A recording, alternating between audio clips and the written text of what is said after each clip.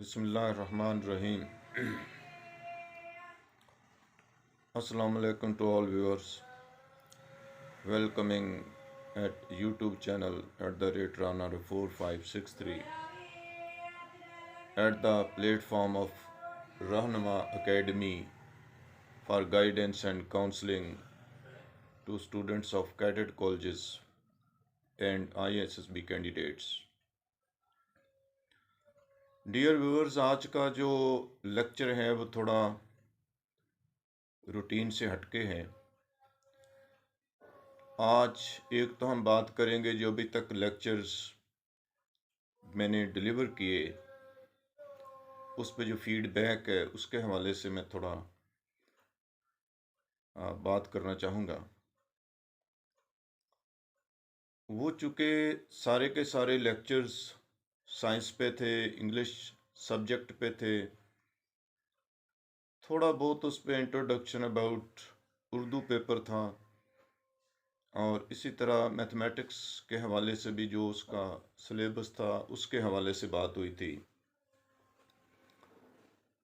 अब ज़्यादातर जो उसमें फीडबैक है जो डायरेक्ट तो कम रिमार्क्स हैं ऐसे जो क्रिटिसिज्म में आते हैं, लेकिन कुछ हैं जो थ्रू माय फैमिली और कुछ फ्रेंड्स के थ्रू ये जो चीज़ है मेरे नॉलेज में आई है कि जी लेक्चर्स अगर उर्दू में वो दिए जाएं, डिलीवर किए जाएं, जैसे ट्रांसलेशन करके वर्नाकुलरिज्म इसको कहते हैं कि आप एक चीज़ ट्रांसलेट करें और फिर उसको वो उर्दू में जो स्टूडेंट्स हैं उनको वो बताया जाए।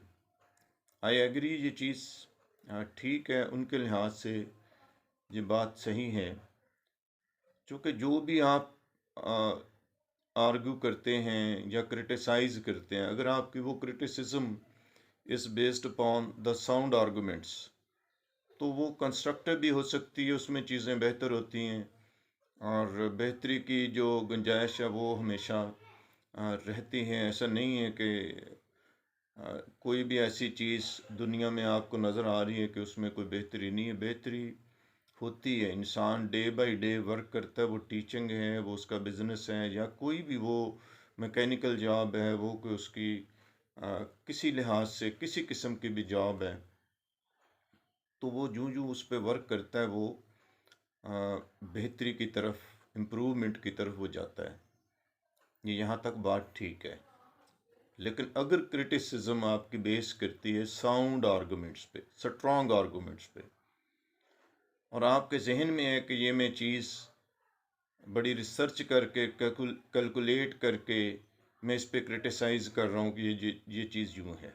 बात सही है कि आप की जो नेटिव लैंग्वेज है, जो लोकल लैंग्वेज है या आपकी जो मदर टंग है, उसमें चीज़ें बतानी चाहिए ताकि वो बच्चियाँ बच्चे उसको इजीली अंडरस्टैंड कर सकें।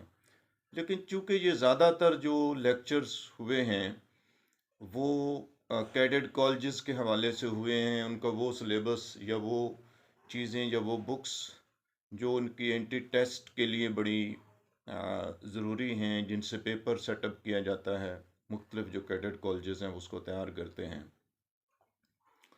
तो वो उस सेंस में। और ज़्यादातर स्टूडेंट्स चूँकि बहुत ज़्यादा पाकिस्तानी फैमिलीज़ बाहर भी रह रही हैं रादर दैन पाकिस्तान, वो रह रहे हैं, पूरी पूरी फैमिलीज़ रह रही हैं, उनके बच्चियाँ बच्चे, उनके भी डिज़ायर होती है कि वो थ्रू कैडेट कॉलेजेस अपने बच्चों को उनकी तालीम मुकम्मल करवाएं और वो भी डिफेंस फोर्सेस के अंदर ऑफिसर्स बने और आर्मेड फोर्सेस में वो भी डिसिप्लिन लाइफ में। कुछ जो बच्चियां बच्चे हैं उनकी ये वो बड़ा कीनली इंटरेस्टेड होते हैं कि वो ऐसी लाइफ को पसंद करते हैं।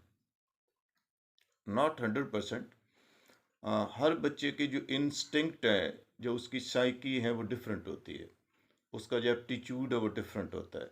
डिपेंड्स अपॉन के हमारे यहाँ पाकिस्तान में तो ऐसा कोई कायदा कुलिया नहीं है कि 9-10 तक ये चीज़ क्लियर हो जाए बच्ची या बच्चे को कि उसकी साइकी है क्या, उसका इंस्टिंक्ट है क्या। हाँ, अगर उसको खुद से कोई चीज़ें मालूम हैं तो हो सकता है वो उसको एक्सप्रेस ही ना करता हो, लेकिन ऐसा कोई मेथड नहीं है हमारे स्कूल्स के अंदर, इंस्टीट्यूशंस के अंदर, कॉलेजेस के अंदर कि इस चीज़ पे वो वर्कआउट कर रहे हो कि इसका एप्टीट्यूड बनता क्या है, या वो आ, उसकी यानी जहन जिसको आप कह सकते हो वो किस तरफ है। तो लेकिन जिनका है, it's for those students who are keenly interested in joining armed forces as officers, या वो थ्रू उनकी एज है, अगर वो बच्चे 6 क्लास से, अभी जैसे ये एग्जैक्ट टाइम है, ये जो 6 क्लास में बच्चे अभी पास आउट हुए और 7 में गए हैं, इनकी एग्जैक्ट ये एज बनती है। यानी मैं बात कर रहा हूँ जो प्रॉपर कैडेट कॉलेजेस हैं, जैसे पाकिस्तान एयरफोर्स रन कर रही है कुछ कैडेट कॉलेजेस को, जिसमें पब्लिक कॉलेज कैडेट सरगोदा है, इसी तरह पीएफ कैडेट कॉलेज लोअर टोपा है, और आर्मी के अंडर काफ़ी कैडेट कॉलेजेस रन आर्मी भी रन कर रही है, जिसमें एमसीजे है, मिलिट्री कैडेट कॉलेज जेहलम, इसी तरह मिलिट्री कैडेट कॉलेज मरी, कोहाट, और भी हैं जो कि प्रॉपर जिनको आर्मी लुक आफ्टर कर रही है। कुछ को Pakistan navy naval cadet colleges जो हैं वो नेवी उसको लुक आफ्टर कर रही है। इसी तरह पाकिस्तान एयरफोर्स के जो अपने कैडेट कॉलेजेस हैं उनको वो लुक आफ्टर कर रही है। जैसे कि कैडेट कॉलेज सरगोदा, आजकल उसकी वो एंटी टेस्ट के हवाले से बात चल रही है, तो वो प्राइवेट कैडेट कॉलेज है। मैं क्रिटिसाइज़ नहीं कर रहा हूँ कि जी प्राइवेट कैडेट कॉलेजेस नहीं होने चाहिए, अभी तो प्राइवेट मेडिकल कॉलेजेस हैं, और जो बहुत ज़्यादा बच्चे हैं वो प्राइवेट अपनी डिग्री यानी पैसे के ज़ोर पे या उस पे अमाउंट खर्च करके वो अपनी डिग्री को मुकम्मल कर रहे हैं, और अपने उनको शौक़ है कि उनके नाम के साथ डॉक्टर का लफ्ज़ हो, या जो जो उनकी लाइकिंग डिसलाइकिंग है, मैं उसके हवाले से बात कर रहा हूँ। ये कोई क्रिटिसाइज नहीं है, ये जहन में रखना आपने, क्योंकि ये जो चैनल है जो रहनुमा एकेडमी को जो हम रन कर रहे हैं, इस एकेडमी का मकसद प्रोवाइड करना है गाइडेंस और काउंसलिंग। गाइडेंस और काउंसलिंग किन को प्रोवाइड करनी है? वो बच्चे जो कैडेट कॉलेज में एजुकेशन हासिल करना चाहते हैं और ऑफिसर्स बनना चाहते हैं। अब ये क्यों ज़रूरी है? ये इसलिए ज़रूरी है कि अगर वो कैडेट कॉलेज में उनको एडमिशन मिल जाता है तो वहाँ की इन्वायरमेंट ही ऐसी है कि उनको अवेयरनेस ऑटोमेटिकली होती रहती है। उनको उस पीरियड के दौरान, जो कि तकरीबन एफएससी तक ये बच्चे वहाँ कैडेट कॉलेज में रहेंगे, उसके बाद फिर वो खुद ही अप्लाई करवाते हैं, 2 चांस होते हैं, और मैक्सिमम जो बच्चे होते हैं वो सेलेक्ट हो जाते हैं आर्मड फोर्सेस में। वो पाकिस्तान एयरफोर्स हो, वो आर्मी हो, नेवी हो, यानी तीनों सर्विसेज में से वो किसी एक ना एक में रिकमेंड हो जाए। शाज़ो नादर केस होता है कि कैडेट कॉलेज का कोई बच्चा रिजेक्ट हो। अगर रिजेक्ट होता है तो आईएसएसबी को फुली एक्सप्लेन करना पड़ता है कि वो क्यों रिजेक्ट हुआ है, क्या ऐसी ग्राउंड्स थी जिसकी बेस पे उन बच्चों को रिजेक्ट किया गया है। बाकी वो प्राइवेट कैडेट कॉलेजेस हैं, उनका ये तरीकाकार नहीं है। जो प्रॉपर कैडेट कॉलेजेस हैं जिनका मैंने अभी जिक्र किया है, जो एयरफोर्स रन कर रही है, आर्मी रन कर रही है और नेवी रन कर रही है, उनका तरीकाकार ये है कि अभी जैसे बच्चे नेक्स्ट क्लासेस में जा चुके हैं, उनके अपने जिन इंस्टीट्यूशंस में स्कूल वो प्राइवेट हैं या गवर्नमेंट के उनमें वो पढ़ रहे हैं, तो वहाँ पे उनका वो चूँकि एग्ज़ाम हो चुके हैं, अभी वो प्रमोट हो चुके हैं, अगली क्लासेस में उनकी वो स्टार्ट हो चुकी है, तो this is the exact time to prepare for the exam for entry test of cadet colleges। ये एंट्री टेस्ट तकरीबन अक्टूबर में कुछ कैडेट कॉलेजेस के स्टार्ट हो जाते हैं, और ये दिसंबर तक, जैसे कैडेट कॉलेज हसन अब्दाल है तो ऑलमोस्ट ये दिसंबर में कहीं जाके इनके वो एंट्री टेस्ट चल रहे होते हैं। तो पहले रिटन टेस्ट होगा, पहले आपने रजिस्ट्रेशन करवानी है, रजिस्ट्रेशन के बाद आपकी रिटर्न कॉल आएगी, यानी रिटर्न पेपर के लिए। रिटर्न पेपर मैंने बता दिए कि मैथमेटिक्स का पेपर होगा, इंग्लिश का होगा, उर्दू का होगा, और इसी तरह साइंस का पेपर होगा। मिलिट्री कॉलेज जेहलम जो इसमें इस्लामियत का भी पेपर होता है, और इस तरह ये पेपर जो क्वालिफाई बच्चे करेंगे, जो मेरिट पे आएंगे, उनको फिर कॉल होती है इंटरव्यू की, लेकिन इंटरव्यू से भी पहले उनका मेडिकल करवाया जाता है। मेडिकल जो क्वालिफाई करेंगे फिर वो इंटरव्यू होगा।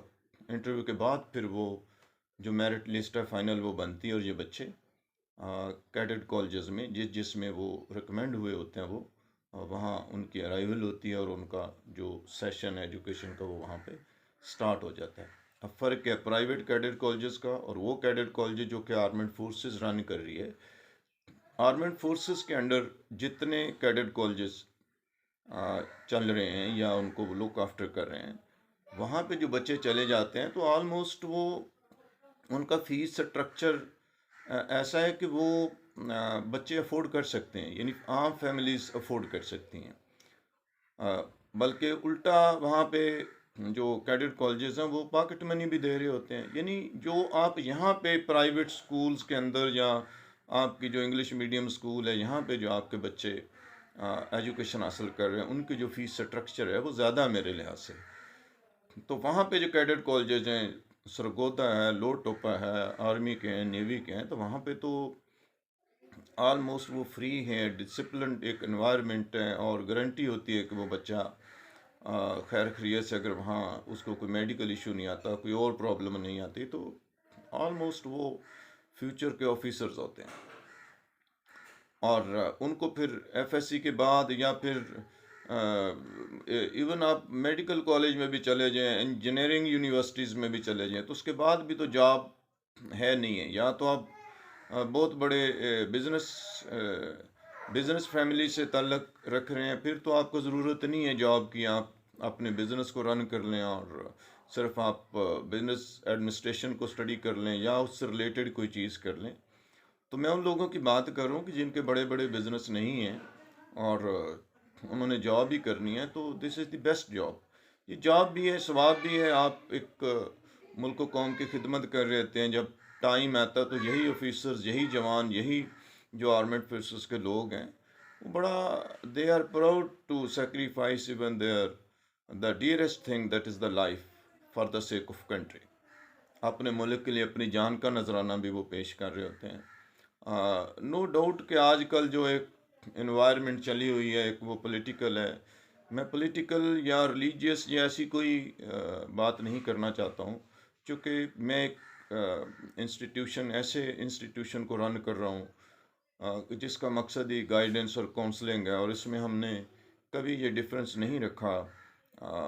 मैं एयर फोर्स में भी रहा हूँ, यानी ये जो मेरा जर्नी था वो जुलाई 87 में स्टार्ट हुआ था और 2019 में ये एंड हुआ है। 2019 के बाद इसी एकेडमी के जो एंटरप्रेन्योर हैं, आप कह लें बानी हैं, वो कर्नल अकमल हैं।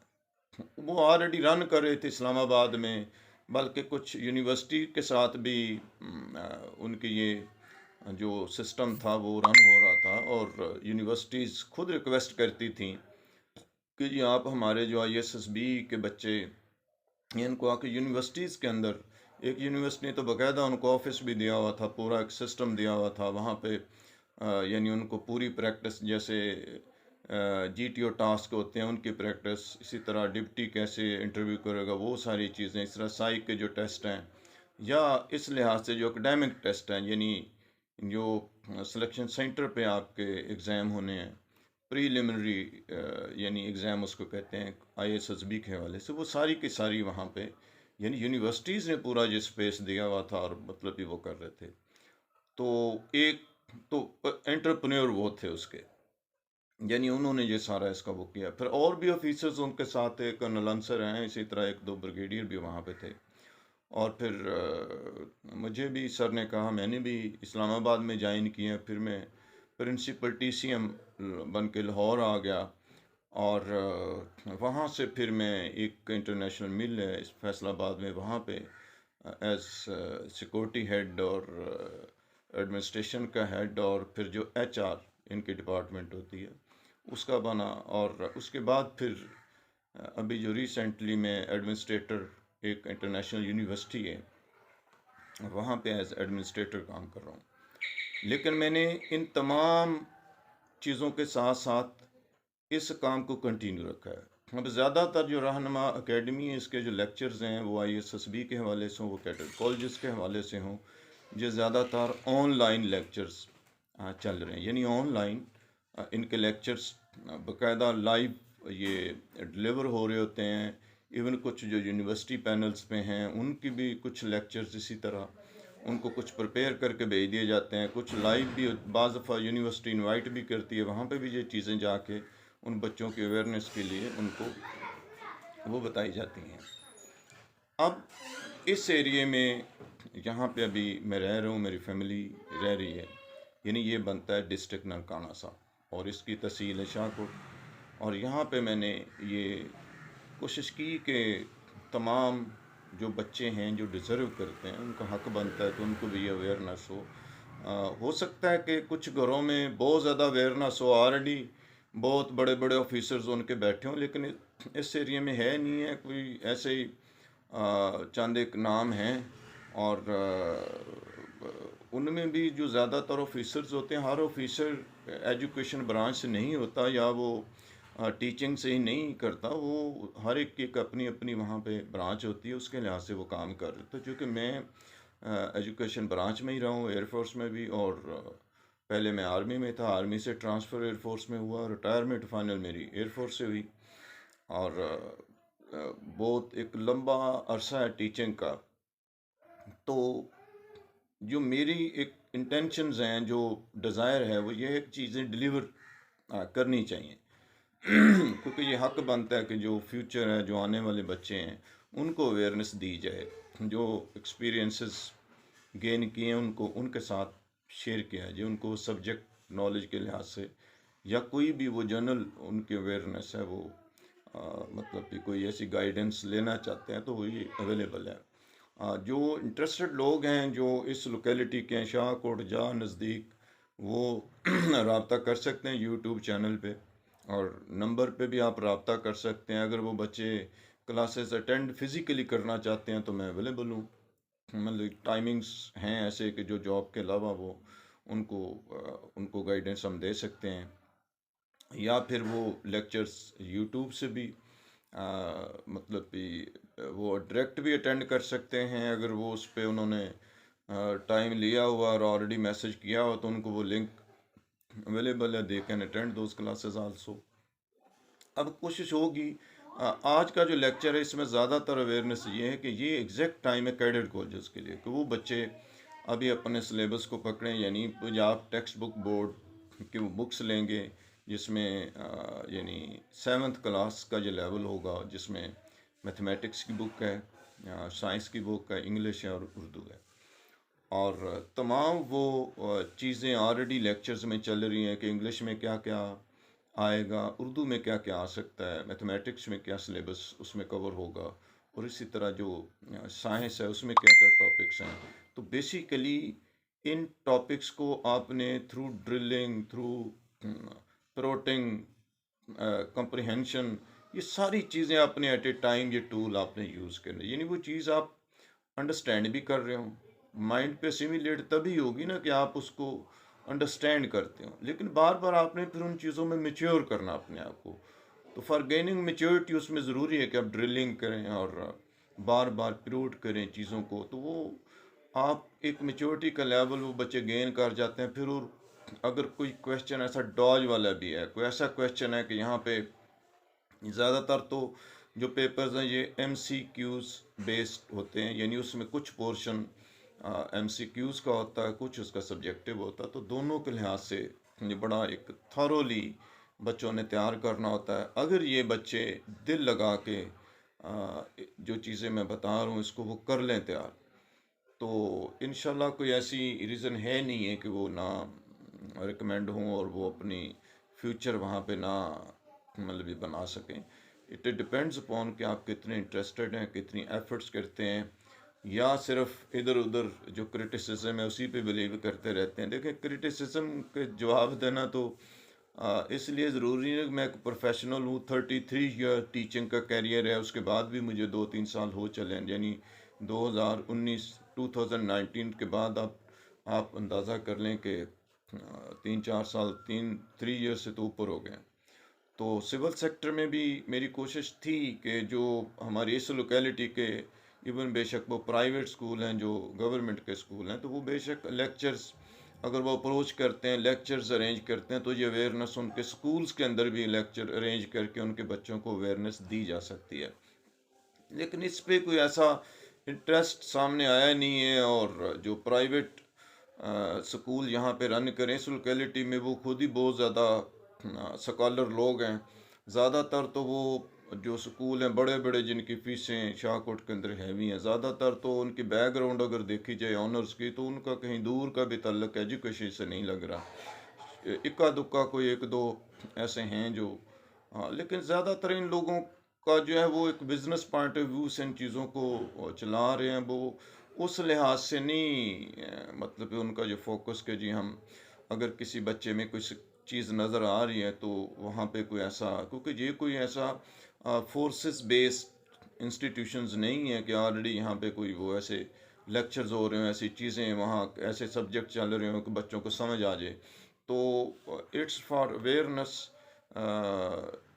उन बच्चों के लिए जो लोकेलिटी में रह रहे हैं, या इवन जो अब्रॉड हैं, वो भी यूट्यूब चैनल के ज़रिए या फेसबुक पे मेरा ग्रुप है उसको आप ज्वाइन कर सकते हैं। तो काफ़ी चीज़ें इंग्लिश की जो नई नई हैं वोकेबलरी के हवाले से, ट्रांसलेशन के हवाले से, जो जो चीज़ें उसमें आ सकती हैं। उर्दू सब्जेक्ट पे कम काम हुआ, इस पे इंशाल्लाह भी लेक्चर्स मैं अरेंज करूँगा। साइंस के कुछ लेक्चर्स रह गए हैं, फिर इसके बाद मैथमेटिक्स के डायरेक्ट उसी तरह पूरे क्लासरूम की तरह वो चीज़ें मैं आपको इंशाल्लाह समझाऊंगा। तो आप कोऑपरेट करें, इस पे फ़ायदा उठाएं, और ज़रूर अपने एफ़र्ट्स जितनी आप कर सकते हैं ज़रूर करें। अल्लाह ताला आपको कामयाबी दे। आमीन। अस्सलाम वालेकुम।